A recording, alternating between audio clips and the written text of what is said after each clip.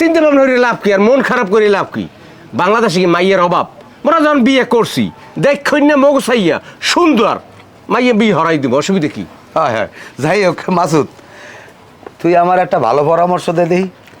তোর তো বয়স কম আছে। আচ্ছা, আমি উপরে বিয়ে করার পরে আমি বউ লইয়া কোথায় আনন্দ ফুর্তি করতে যাইতে পারি, কোথায় রিল্যাক্সে করতে পারি? বুড়া বয়সে দাসবাগের মতো চেহারা, এখন এই বুড়া বয়সে করছে বিয়া, এরপরে এক পথ কয় বলে এখন যাইবি, হ্যাঁ হানিমুনে যাইবি। এই আমি একটা বুদ্ধি দিতে পারি, তোদের এত টাকা পয়সা নাই, হ্যাঁ তুমি একটা কাম করো, এমন একটা জায়গায় যাও যে জায়গায় টাকা পয়সা লাগবে না। ওই কোকপ শহর আছে না, কোকপ শহর, ও জায়গা লোকে ডিস্টার্বও করবে না আর কোনো টাকা পয়সাও লাগবে না। তার বেড়া কথার কোনো মজা দাও না তো সব পাগল ছাগল। আচ্ছা দাদু, দাদু মোর যে ওই ভালোবাসার মানুষটা মুই যে বিয়ে হচ্ছি, যে সুন্দর বউটা নীলা, সে যে খুব একজন সুন্দরী, তারে মই বাসর ঘরে কি একটা ভালো উপহার দিতে পারি যে উপহারটা পাইলে হে খুশি হইবে। ও হইয়া হয় বাসর ঘরে বউরে সুন্দর উপহার দিতেছ? হয় পাইছি, কি আছে নামটা? খুব সুন্দর একটা উপহার। কি সেটা হচ্ছে যে মানে তো এই হারে একটা ওই সাদা ফিনফিনে সুন্দর একটা শাড়ি উপহার দিতে পারো। কারণ তোরও তো এক পাও কবরে গেছে, দুদিন পর তুই তো মরিয়ে যাবি। মরি যাওয়ার পরে তোর বউ ওই সাদা শাড়ি পরিয়া টুটু টুটু করিয়া করবে আর তোর নাম লাগবে, ঠিক আছে? বুঝছো? আইসে উপহার দিতে আইসে বেড়া জাইলের গোষ্ঠী, বেড়া জাইলে। আচ্ছা মোরা বিয়ে হওয়ার পরে মগো দেখলে ওরা এত হিংসা করে, কথা কয় না কা? আরে বেড়া, এটা তো হিংসা হিংসা, কারণ মোরা বিয়ে করতে আসি, অগো তো কোনো মাইয়ে পছন্দ করে না। আমাকে বিয়ে করা দেখিয়া অগো শরীর জ্বলে। ও জীবনে বিয়ে করতে পারবে না, হ্যাঁ পারবে না, কোনো মাইয়ে পছন্দ করবে না। মোরা এ সা একটা চিনি কম একটা চিনি বেশি, হ্যাঁ আসলে কাম হবে না। টাকা আগের তাও দিয়ে যাবো, কোনো অসুবিধা। হ্যাঁ, চা দাও চা দাও।